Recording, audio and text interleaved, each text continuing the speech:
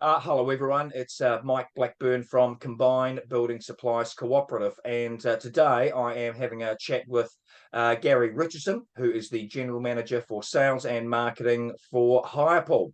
G'day Gary, how are you? Yeah, good. Thanks, Mike. How are you?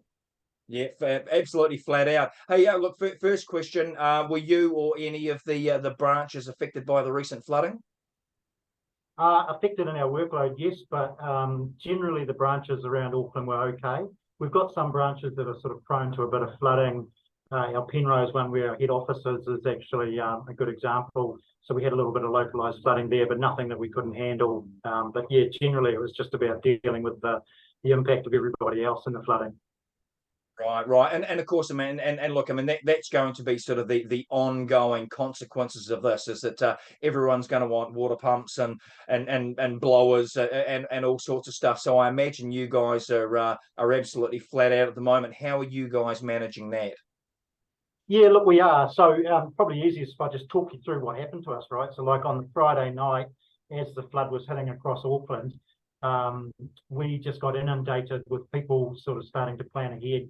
And I think we got something like 55, 56 orders in an hour, where normally we wouldn't get anything like that, which sort of just blew our online sort of ordering system apart.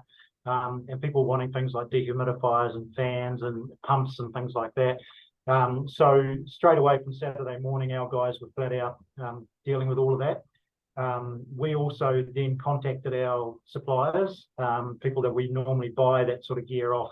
And normally for things like that, you know, the typical hire company, we would buy that stuff heading into winter. You don't expect that you're going to need it in the middle of summer, but we brought all those orders forward, got out, picked up that stuff on Saturday.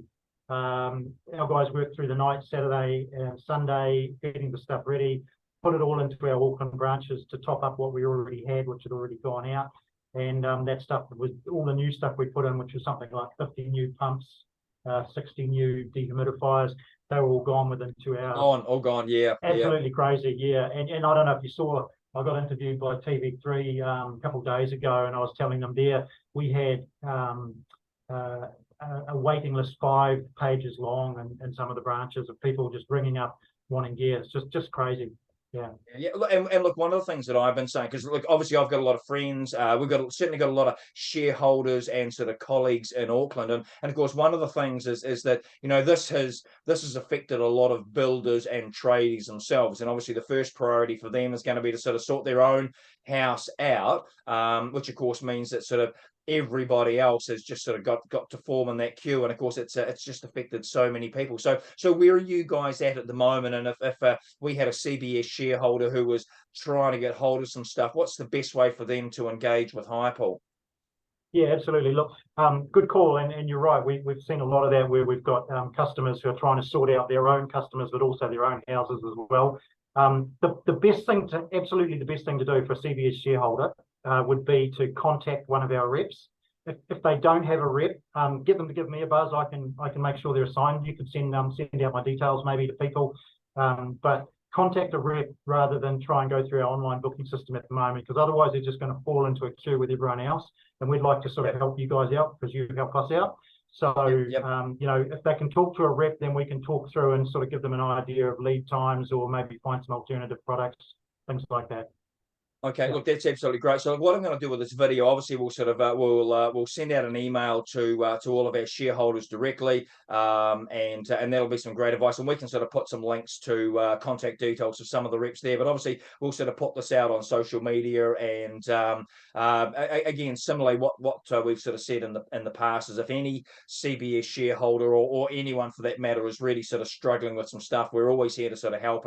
And gosh, look, it's been really tough. Obviously, one of the things that I'm able to draw on is our experience from the Christchurch earthquakes. And look, but believe it or not, Gary, I still see building consents coming through from the various councils down here for rebuilds. And look, we're 10, 11 years on from the earthquake. So some of these things have a very long tail, and we're just sort of trying to give people some of the benefit of our experience in some of these things, because I know that this is going to be around for a wee while to come. Yeah.